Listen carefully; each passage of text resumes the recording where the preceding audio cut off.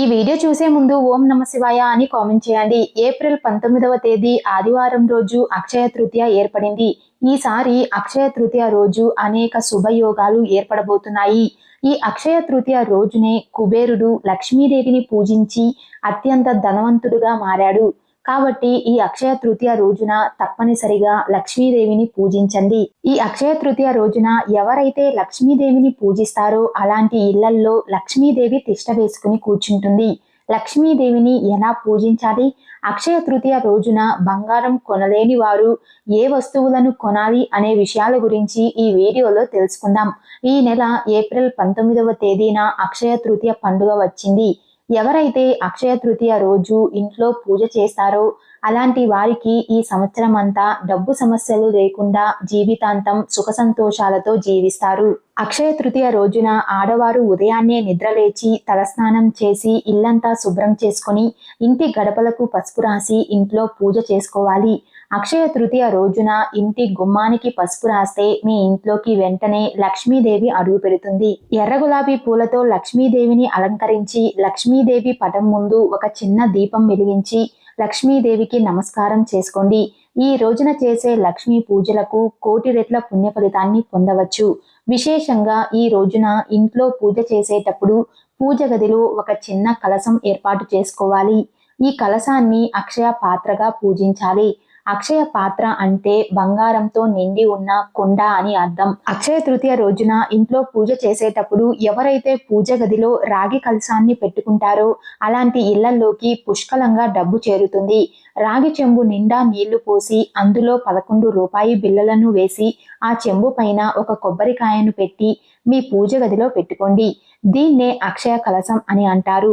ఈ విధంగా కలశాన్ని ఏర్పాటు చేసుకొని ఇంట్లో పూజ చేసుకుంటే ఊహించలేనంత డబ్బు, అంతులేని బంగారం మీ ఇంట్లోకి వస్తుంది. అంతటి శక్తి ఈ అక్షయ తృతీయ పూజలకు ఉంటుంది. మీరు త్వరలోనే ధనవంతులు అయ్యే అవకాశం ఉంటుంది. అక్షయ తృతీయ రోజున బంగారాన్ని కొంటే జీవితాంతం బంగారం కొనే స్తోమత ఉంటుంది. అయితే బంగారం కొనలేని వారు ఒక కొబ్బరికాయను ఇంటికి తెచ్చుకొని లక్ష్మీదేవికి నమస్కారం చేసుకుని ఆ కొబ్బరికాయను పగలగొట్టండి. విపరీతమైన ఐశ్వర్యం మీ ఇంటికి లభిస్తుంది. రాళ్ల ఉప్పును లక్ష్మీదేవి స్వరూపంగా భావిస్తాము. కాబట్టి ఈ అక్షయ తృతీయ రోజున తప్పనిసరిగా రాళ్ల ఉప్పును కొని మీ ఇంటికి తెచ్చుకోండి. మీ ఇంట్లో లక్ష్మీదేవి స్థిర నివాసం ఉంటుంది. అక్షయ తృతీయ రోజున ఇంట్లో చీకటిగా ఉండకూడదు. ఎందుకంటే ఈ అక్షయ తృతీయ రోజున ఏ సమయంలో అయినా లక్ష్మీదేవి మీ ఇంట్లోకి అడుగు పెట్టవచ్చు. కాబట్టి గుమ్మం ముందు తప్పనిసరిగా ముగ్గు వేసి ఇంట్లో చీకటిగా ఉండకుండా చూసుకోండి. లేకపోతే మీ ఇంట్లోకి వచ్చిన లక్ష్మీదేవి తిరిగి వెళ్ళిపోతుంది. అక్షయ తృతీయ రోజున ఇంటిని శుభ్రంగా ఉంచుకోవాలి. ముఖ్యంగా ఈ అక్షయ తృతీయ రోజున డబ్బును చాలా తక్కువగా ఖర్చు పెట్టాలి. ఈ రోజున అనవసరపు ఖర్చులు చేస్తే ఈ సంవత్సరం అంతా డబ్బు కష్టాలు ఏర్పడతాయి. ఈ అక్షయ తృతీయ రోజున తప్పనిసరిగా ఏదైనా దేవాలయానికి వెళ్లి ధ్వజస్తంభం చుట్టూ 3 ప్రదక్షిణలు చేసి మీ మనసులో ఏదైనా కోరిక కోరుకుంటే ఆ కోరిక ఖచ్చితంగా నెరవేరుతుంది. అక్షయ తృతీయ రోజున ఇంట్లో పూజ చేసేటప్పుడు లక్ష్మీదేవికి ఇష్టమైన ఒక మంత్రాన్ని చదివితే చాలు. ఈ సంవత్సరం అంతా మీ ఇంటికి పట్టిందల్లా బంగారమే అవుతుంది. ఆ మంత్రం ఏమిటంటే ఓం శ్రీ మహాలక్ష్మి నమః. ఈ మంత్రాన్ని 21 సార్లు జపించి లక్ష్మీదేవికి నమస్కారం చేసుకోండి. తులసి మొక్కలో లక్ష్మీదేవి కొలువై ఉంటుంది. ఈ అక్షయ తృతీయ రోజున తులసి మొక్కకు ప్రదక్షిణలు చేస్తే లక్ష్మీ కటాక్షంతో కుబేర యోగం సిద్ధిస్తుంది. మరీ ముఖ్యంగా ఈ అక్షయ తృతీయ రోజున ఒక మట్టి కుండను కొని ఇంటికి తెచ్చుకొని మీ ఇంటి ఈశాన్య దిశలో పెట్టుకోండి. అక్షయ తృతీయ రోజున మట్టి కుండను కొంటే మీరు త్వరలోనే ఇల్లు కట్టుకునే అవకాశం ఉంటుంది. అలాగే భూములు కొనుగోలు చేసే అవకాశాలు కూడా ఉంటాయి. విశేషంగా ఈ అక్షయ తృతీయ రోజున మీ ఇంటి గుమ్మానికి నిమ్మకాయను కట్టుకోండి. మీ ఇంట్లో ఉన్న దరిద్ర దేవత బయటకు వెళ్ళిపోయి మీ ఇంట్లోకి ధనలక్ష్మీదేవి అడుగు పెడుతుంది. అక్షయ తృతీయ రోజున మధ్యాహ్నం సమయంలో నిద్రపోకూడదు.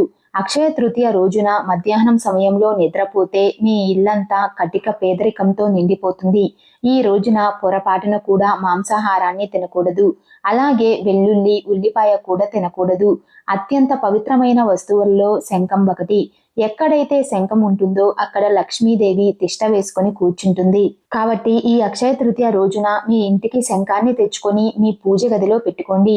లక్ష్మీదేవి మీ ఇంటి గడప దాటి వెళ్ళదు.